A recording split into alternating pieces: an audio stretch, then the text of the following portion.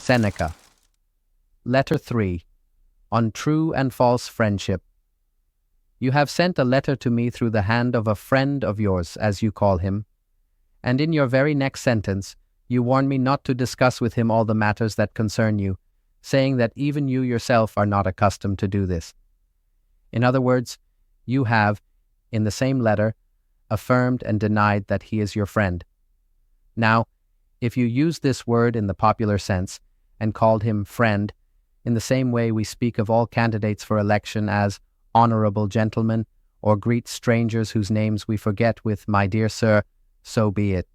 But if you consider any man a friend whom you do not trust as you trust yourself, you are greatly mistaken and do not sufficiently understand what true friendship means. Indeed, I would have you discuss everything with a friend, but first discuss the man himself. When friendship is settled, you must trust. Before friendship is formed, you must judge. Those people put the cart before the horse, who, violating the wise counsel of Theophrastus, judge a man after they have made him their friend, rather than make him a friend after they have judged him. Ponder carefully before you admit a person to your friendship. But once you decide to do so, welcome him with your whole heart and soul. Speak as openly with him as with yourself. As for your own conduct, you should live in such a way that you can entrust even your secrets to an enemy. But since custom demands privacy in some matters, you should at least share your fears and reflections with your friend. Trust him, and you will make him trustworthy. Some, fearing deceit, have taught others to deceive. Their very suspicion gives license to betrayal. Why should I withhold any words in the presence of a friend?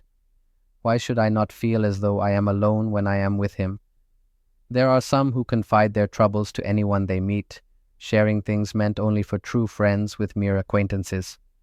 Others, by contrast, confide in no one, not even in themselves if it were possible. They bury their thoughts deep within. But both extremes are flawed. It is a fault to trust everyone, and a fault to trust no one. The first is more innocent, the second more cautious, but neither is wise. In the same way, you should avoid both types of people, those who are never at rest and those who are always in repose.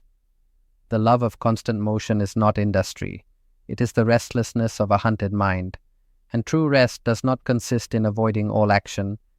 That is not peace, but inertia.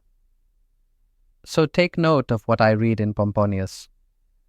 Some men shrink into dark corners to such a degree that they see darkness even in daylight. No, let us combine action and rest. He who reposes should also act, and he who acts should also seek rest. Consult nature, and she will tell you that she created both day and night. Farewell. In Letter 3, on True and False Friendship, Seneca addresses two intertwined themes: how to choose friends wisely, and how to live with emotional transparency once that trust is earned. He opens with a gentle rebuke. Lucilius has sent a letter through a man he calls a friend, and in the next breath says not to trust that man fully. To Seneca, this contradiction reveals a misunderstanding of what friendship truly is. True friendship, Seneca argues, is not cautious and conditional. It is complete. You must judge a person thoroughly before you call him a friend. But once that judgment is made, you must trust him as fully as you trust yourself. This is the Stoic standard. Choose slowly. Trust completely. Speak as if you were alone. Seneca is clear. To hold back in friendship is to plant suspicion where loyalty should grow. Those who fear betrayal often create it. But this is not a call for naivete. Seneca warns equally against trusting too easily and trusting no one at all. Both extremes, reckless openness and obsessive secrecy, are born from fear, not wisdom. He then shifts to another parallel, the balance between action and rest. Some people never stop moving, others avoid motion entirely. Seneca calls both forms of imbalance dangerous. Constant activity can be a form of anxiety in disguise. Permanent retreat is not peace, it is inertia. The Stoic seeks harmony. He acts when it is time to act. He rests when it is time to rest. He chooses friends with care, and then entrusts them with his soul.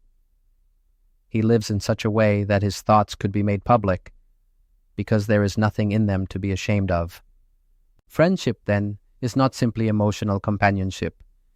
It is a mirror for self-examination, a space where truth can be spoken freely, and a bond that, once formed, makes both people stronger, clearer, and more at peace with the world.